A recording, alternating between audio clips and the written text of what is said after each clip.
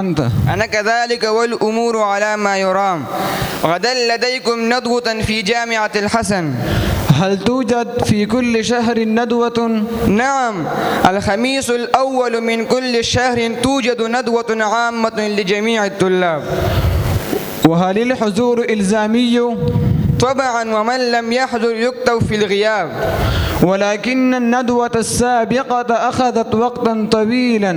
ألم تكن مفيدة؟ بلى، كانت مفيدة ورائعة، ولكن أخذت وقتا طويلا مما جعل كثيرا منا يشعر بالملل.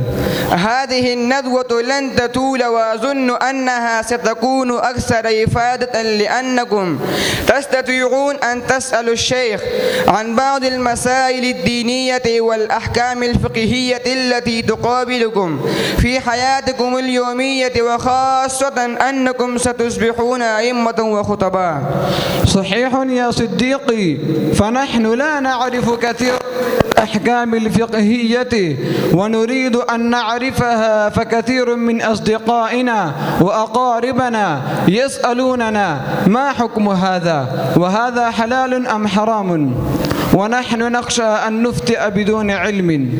أنصحكم من يسألكم سؤالا في الدين أن تقولوا له سنسأل ونجيبك، ولا تتعجلوا في الإجابة بدون علم، ففي الأصل أجركم على الفتيا وأجركم على النار. نعم، فنحن الآن طلاب. حتى بعد التخرج يجب عليكم ألا تفتوا بدون علم، وأن تتأكدوا من الجواب الصحيح قبل الإجابة، فالعلم بحر لا ساحل له، ويحتاج العالم دائما إلى الإطلاع على المصادر والكتب. بارك الله فيك يا صديقنا على هذه النصيحة. وفيك، لا تنسوا حضور الندوة غدا. متى بالضبط؟